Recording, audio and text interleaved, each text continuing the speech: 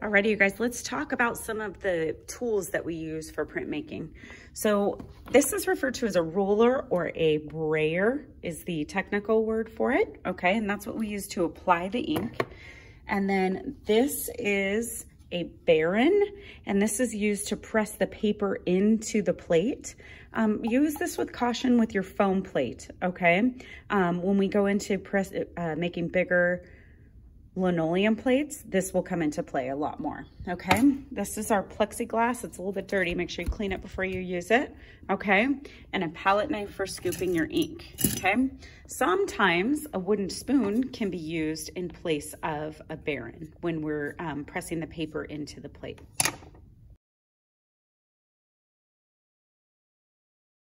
Okay, you guys, so today let's talk ink. We're gonna be printing our block prints. Today, this is a foam plate, but this process is also good on your lino plates. We're gonna be using Speedball. We also use Blick ink as well. So what you're gonna do, this ink's pretty thick, you're gonna take it and you're gonna smear it along the top, just a little bit. A little bit goes a long way on the top of your plexiglass, okay? With this ink, it's important to note that you wanna use block printing ink, not acrylic paint. If you're using acrylic paint, it will stick to your plate and it's going to not go away and it's not going to print very well either. So block printing ink, at least the stuff we're using, is a water-based ink, so it washes off easily and it dries slowly. So as I am loading my plexi with ink, notice I'm not dragging all of this clump down. What I'm doing is I'm slowly just pulling little bits at a time down to make this nice and fuzzy. And even. If it's even on my plexi, it's even on my roller, or also, these are also called brayers, okay? The official printing name is a brayer, or students tend to call them rollers, okay? So I'm getting this ink nice and even on here, and I want it to be thick enough that when I transfer it, I'm gonna have enough ink to transfer onto my plate, okay? So I'm gonna scooch this over here. And now what I'm going to do is I'm going to move my plate onto a piece of paper where I don't mind if it gets messy. I don't want all this ink on my desk, okay? So I've got my ink on my side, my paper underneath, and now my plate. This is my foam plate. It's a little dirty. I didn't really clean it after I used it last time. So now what I'm doing, taking my ink and I'm rolling it onto my plate. And I want to roll it vertically and horizontally. Okay, it still looks a little thin. My ink is drying very fast today, okay? If it's drying really fast, see me, have me check out the ink. It might need a little extender in it. Okay, so as I'm rolling, I'm evenly putting it onto my plate. And right now I'm not trying to get a perfect print. I'm actually okay that it's not quite getting all my parts on my plate. So I've got my ink evenly rolled out onto my plexi, then it evenly goes onto my roller, then it evenly goes onto my plate, okay? And now what I'm going to do is, because we're making cards, I'm going to make sure I've got a piece of paper that's cardstock ready to go.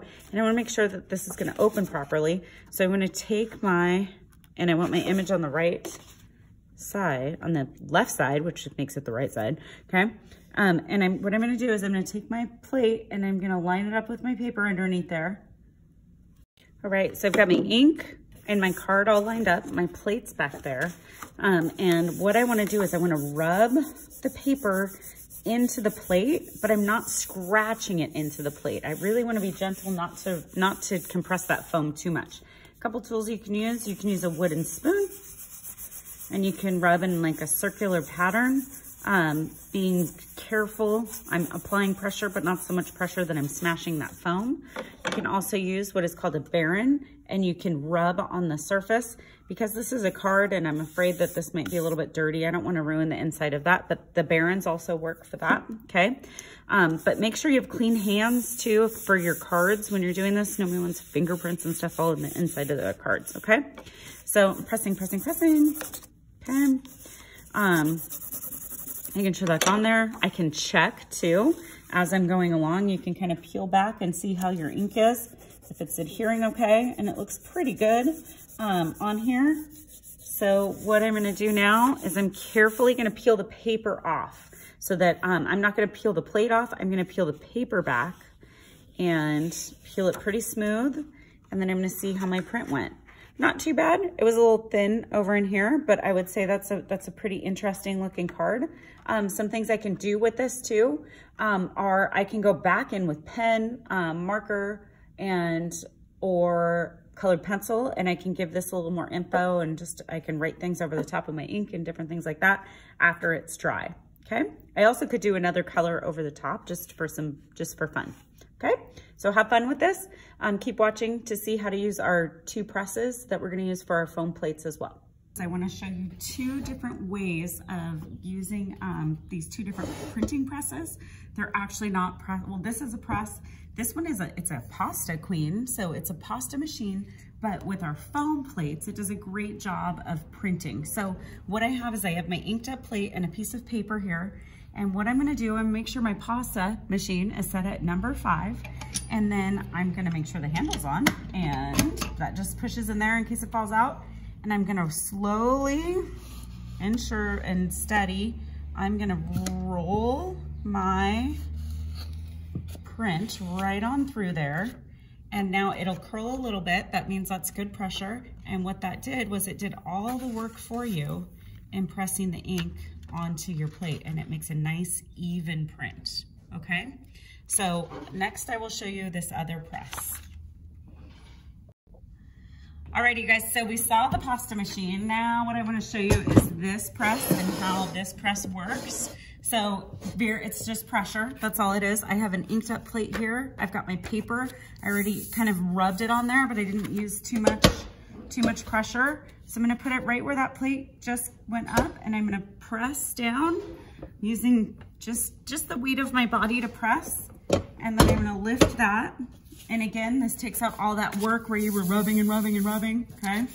And I'm gonna peel back, and my ink was a little bit dry, but you can see that it makes a nice even print, okay? So taking some of the work out, we have 2 of these presses in the classroom. And we have 2 of the pasta queens in the classroom as well. Remember, you can print with a spoon or a baron or just your hand rubbing on the paper, okay? Other tools that you can use besides your hands, you can rub with your hands, you can peel it back and see how your print is going, okay? Try and use clean hands, that's an oops, okay? Or you can use what is called a baron. And with a baron, you wanna be sure that you're not pushing too hard because you really don't wanna smash that plate that's back there, right? A foam plate. Or you can use a wooden spoon, or as you'll see in the next part of this video, we have 2 presses in the class that you can use, 2 different types of presses, okay? So that's how you ink your plate and how you put your paper onto your plate. Now, I'm gonna peel this back. I don't feel like I spent enough time rubbing that, but let's see. So I'm gonna peel this back. And you can check it as you go if you would like to see how it's going. Just make sure you don't completely lift it off. And if it's not going too great, you can always go back and you can continue rubbing the ink onto the plate. But I like what's happening, and I like that it's not super even because it gives it a little bit more of a kind of a fun feel. Now with this, one thing that I can do too with my print, I can always go in, I can let this dry, and then I can draw on top of this. I can add other mediums. I could even add another print over the top of this if I wanted to, just to give it a little more life than just a print, okay? So have fun with the inks, have fun with the paper, print away, and then be sure to keep watching to see how to use the presses in the classroom.